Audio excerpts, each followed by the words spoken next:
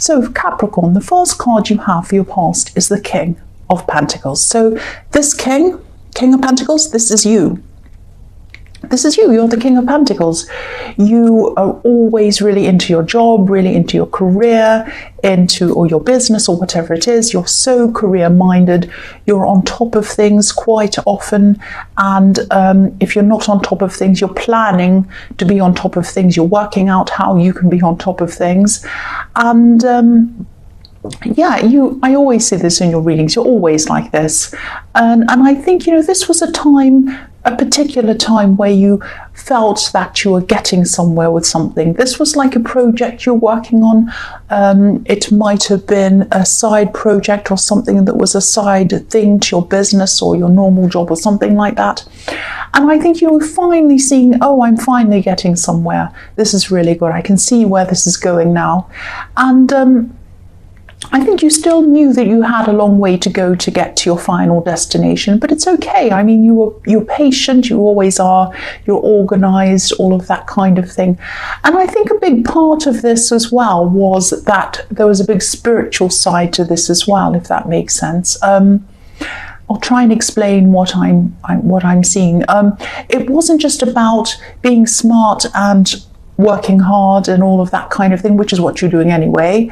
It was like you had this self-belief inside yourself, and so and with self-belief, that's how you can manifest anything. That's what I'm seeing. So even when things were going wrong, even when you were questioning, am I ever going to get past this bit, or something's gone wrong or something's happened, you still had this core of self-belief, and why I was seeing that was because I was seeing this scepter that this king was holding, and it was reminding me of the magician and his wand.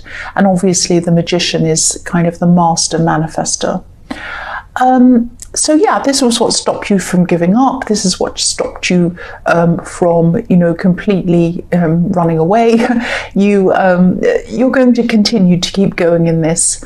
And you know yourself as well. I'm seeing that you know yourself, because the King of Pentacles has mastery over himself. And that is the only person we really should master, is ourselves. So it's like you knew what you could do, and you also knew what you couldn't do. Mastery of yourself doesn't mean that you can do everything.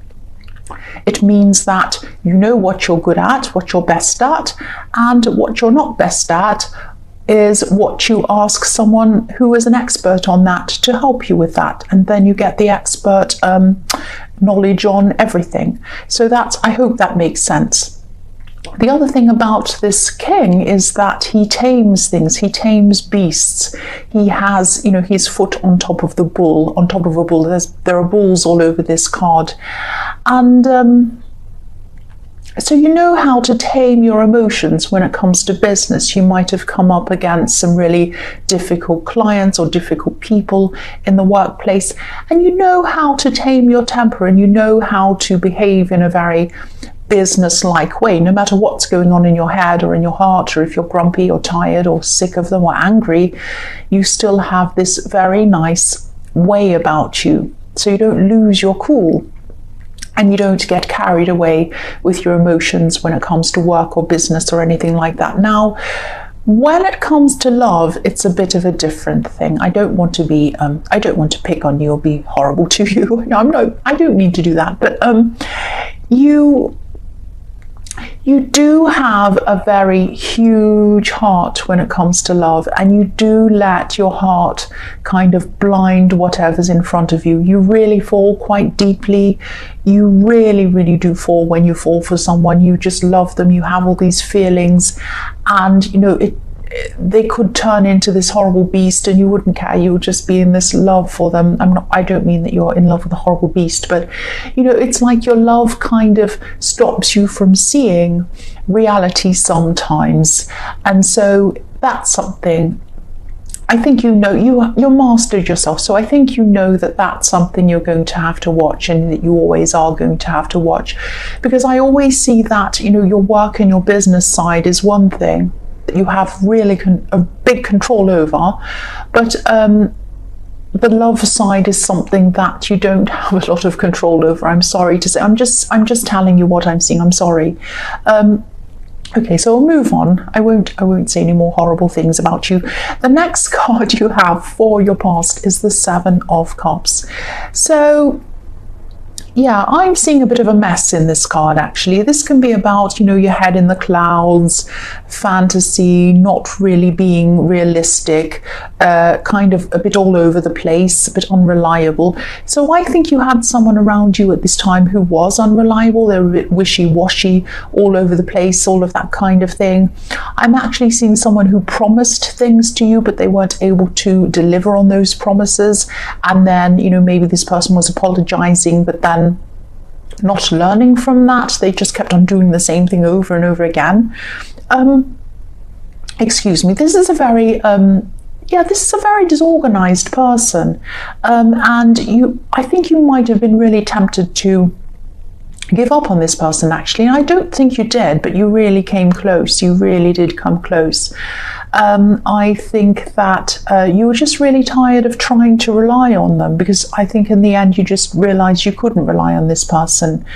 And when someone's a bit unreliable and they're a bit late, or they forget something or whatever, they can do that once or twice. That's fine. There's no problem with that. But when they do it over and over and over again, you really start to feel as if you were last on their list of priorities, and really that's a horrible feeling to have. And what I see in the King of Pentacles, excuse me, I keep on coughing. I keep on just about coughing and it never quite comes. So what I was seeing in the King of Pentacles was, obviously, you're well organized, and if you're going to meet someone, you always make sure that you're on time. You make the effort to do that. And if you promise something to someone, you do it. And if you can't do that, you're very careful to fix that problem, or apologize, tell them why you can't do it, come up with an alternative or help them in some way. You're very conscientious in that way. You care about other people. So that's why it made you really extra angry and upset when this person wasn't doing that for you. Now, I think actually this person might have a very chaotic life in their home. Maybe they grew up quite chaotically, and maybe they're surrounded by some other chaotic people as well, and they don't have anyone who they can kind of raise their standard around, apart from you. But you're not kind of around them that much. You are, but you're not kind of living with them or around them all the time.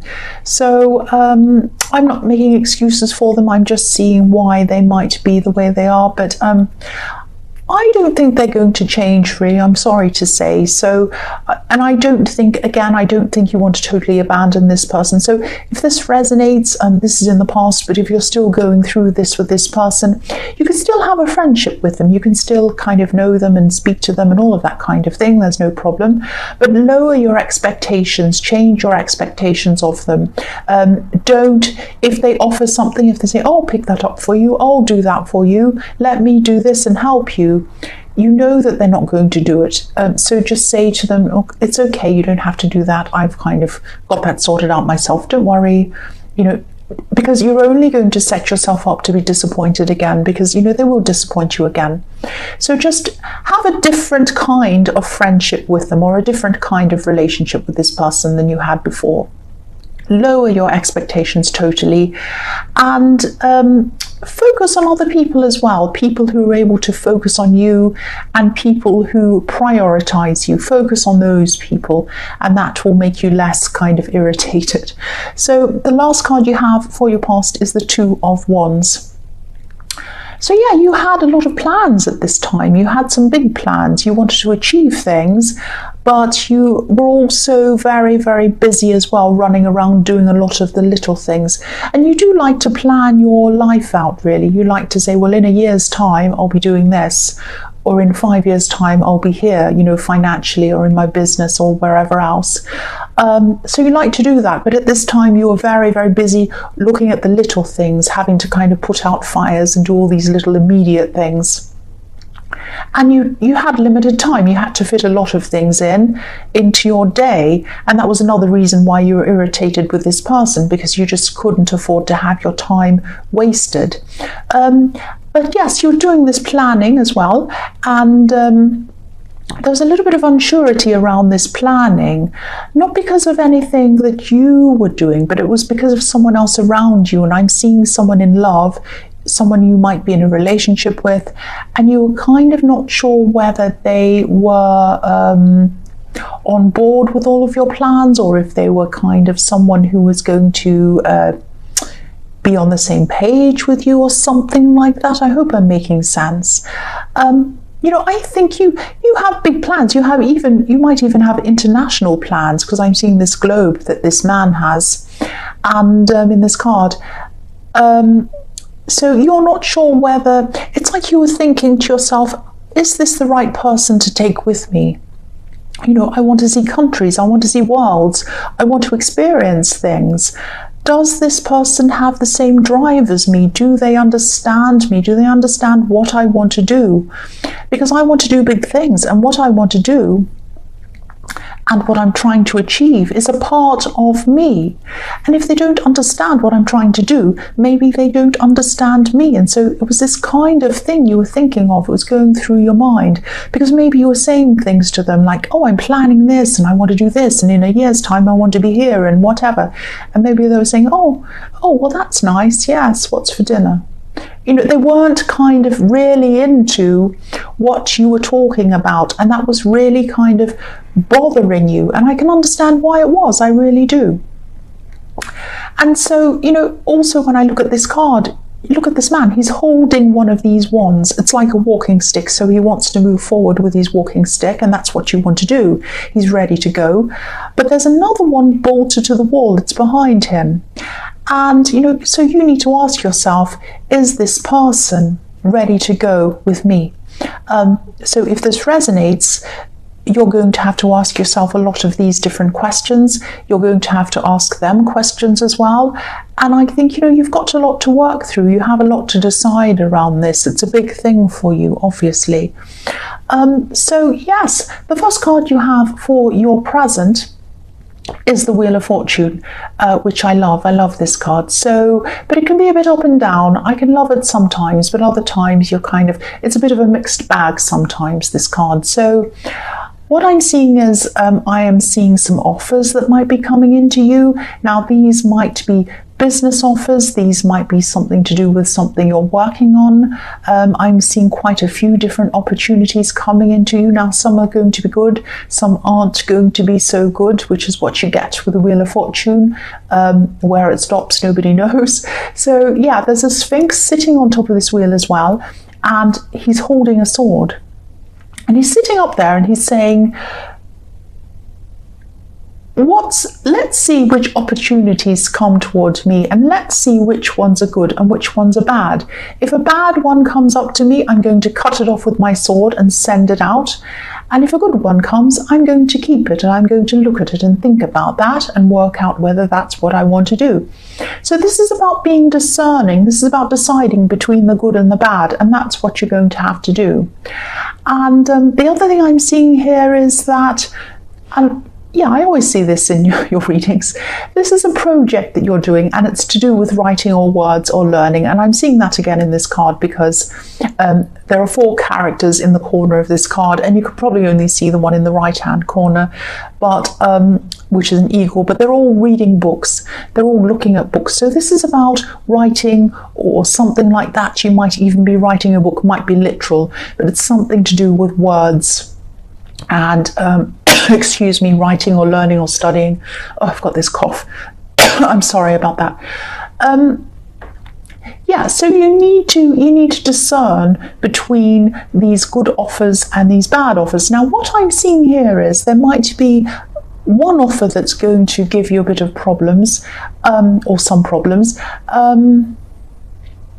I'm seeing someone actually trying to persuade you to take up their offer, one of these offers. Now, I'm seeing I'm actually seeing them saying, hurry up, this won't last, this, this will pass quickly, this offer's only here now. If you don't take up this offer, it's going to kind of roll down a hill into the water and you'll miss out on it forever, like this wheel's going to go rolling off.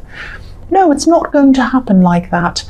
If anything, if someone's trying to tell you to hurry up, this offer only lasts today, won't be here tomorrow, that's the very opposite of what you should do. You should totally leave it alone. That's what my mind is about things like that.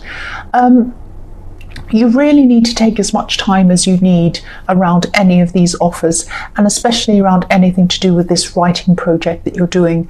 Because what I was seeing in the Two of Wands is that this project, or whatever this is very important to you. It's almost a part of who you are. It's a part of your identity. Don't lose your identity on some crazy offer that isn't really good for you. Be very careful. Take your time. Be discerning. Really look at every offer that comes in very carefully. Google all the companies, Google the people's names, everything you can. Read all the fine print. Take your time. The main point in this is take your time. Don't let anyone hurry you. The next card you have for your present is the Eight of Wands. So again, look at this, I'm seeing traveling. So rods flying through the air like aeroplanes. So there's traveling, flying through the sky. There's somewhere, I think that you might even have a country in mind that you're kind of thinking about all the time, wanting to travel to. It's really interesting. There's some place that you really, really want to go to. I'm actually seeing you might be a bit distracted from your work sometimes, which isn't like you. You might be Googling hotels, you might be Googling flights or something like that. You might be sitting there doing your work and then you might think, I wonder what hotel will be near that area. I wonder what the price of that is. I wonder what flights go out of here, and I wonder how much that flight is and which airline goes here. All of that kind of thing. And then you start kind of Googling these things and thinking about them a bit. And that's really nice. That's beautiful, because you really feel happy when you think about that. And anything that makes you feel happy and makes you kind of think about the future and planning something that you love is a great thing. Now, I think that again, I'm seeing this decision between whether you want this person to come, what you think about them, whether you think they're on the same page, this relationship that you have. That's what I'm seeing in this again, because I think you love them, you love being with them, and you communicate well. This card's also about communication, and but some of this communication might miss the mark, if that makes sense, because these ones are a bit like arrows flying toward a target, but they're flying over this house, and to me house represents a relationship or a family. So they're flying over the house and they're missing the mark. So I keep on seeing you enjoy them, you love talking to them, you love being with them, and that's what makes this so difficult. But the things they say might not show that they understand what you are really talking about, what you really mean, how you really feel about all of this.